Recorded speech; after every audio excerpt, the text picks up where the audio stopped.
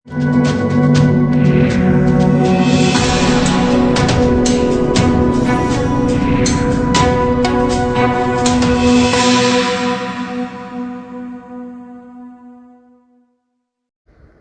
है होलंबी कला मेट्रो विहार का रहने वाला जाकिर हुसैन, जो कि फेज़ 2 में रहता है। लॉकडाउन के चलते इसकी नौकरी चली गई। इसके 5 बच्चे हैं।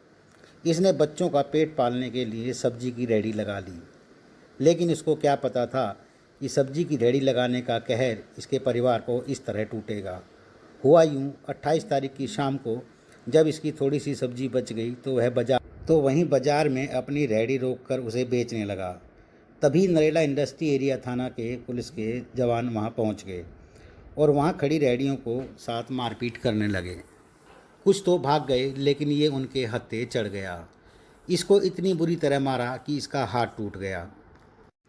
अब ये न्याय पाने के चक्कर में थानों के चक्कर लगा रहा है।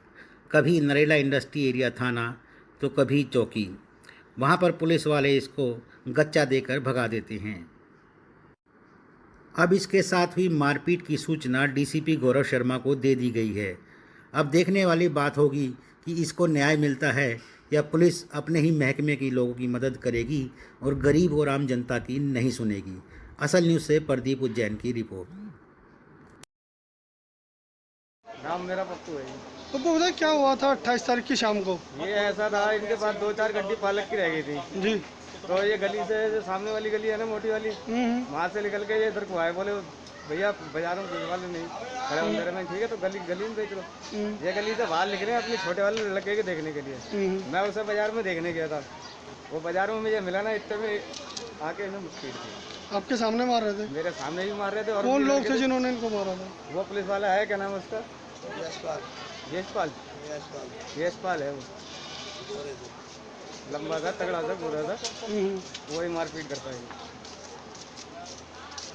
इस वक्त मौजूद है होलंबी कला मेट्रो विहार फेज़ 2 में।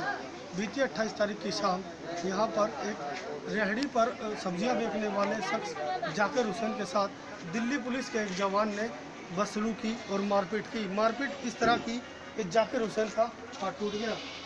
जाकिर जी बताएं, क्या हुआ था आपके साथ? सर, मैं बाज़ार में से आ रहा था, थोड़ा सा पालक रह गया था और पालक रहने के बाद में मैं जब बुड्ढे को देने लगा, पीछे से आप जनाब आए और जनाब आने के बाद में उन्होंने कहा, ओए क्या नाम है? मैं जनाब जाकिर है। तो चल भाग जाए। तो उल्टी सीधी गाली देने लगे और फिर लठ बचाने लगे। मैं उसको रिक्शे को छोड़ के भागा और गली में जाने के बाद में उन्होंने लठ जब तक नहीं छोड़ा, जब तक उनका लठ टूट नहीं गया, हाथ में खून निकल नहीं गया। उनके जनाब के भी हाथ में खून निकल गया था। मतलब जब छोड़ के जब भगे, जब मैं आत्मरा हो गया, तो वो गली वाले बोले कि आप मार ही दोगे इसको या छोड़ोगे भी अब?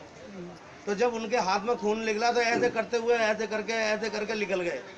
फिर वो गाड़ी में बैठे, फिर नहीं रुके कहीं भी। तो थाने गए इस चीज़ के लिए? क्या थाने गया मैं, बोड़गढ़ गया था। पहले तो गया मैं अस्पताल जाने के बाद में वहाँ रिपोर्ट लिखवाई मैंने।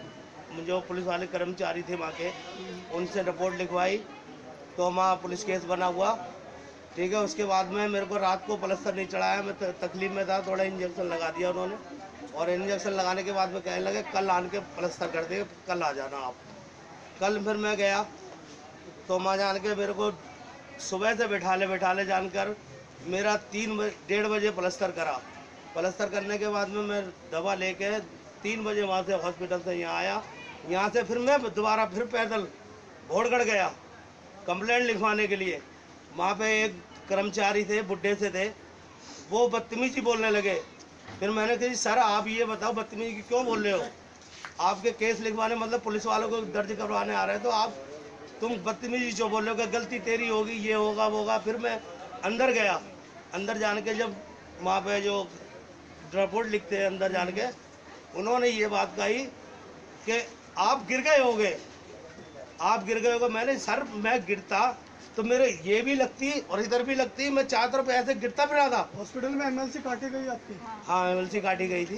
क्या लिखा गया उसमें पता नहीं, मैं अनपढ़ आदमी हूँ, मेरे को नहीं मालूम कि क्या एमएलसी क्या लिखा है क्या नहीं लिखा। बस ये थे कि हाँ। तो पुलिस से क्या चाहेंगे अब आपकी बार? आप क्या चाहेंगे? हम पुलिस से ये चाहते हैं कि हमारे देख लो फैमिली है, छोटे छोटे बच्चे हैं, करने वाला कोई है नहीं हमारे घर में। आप जो कोशिश समझेंगे वो कर दीजिए जनाब।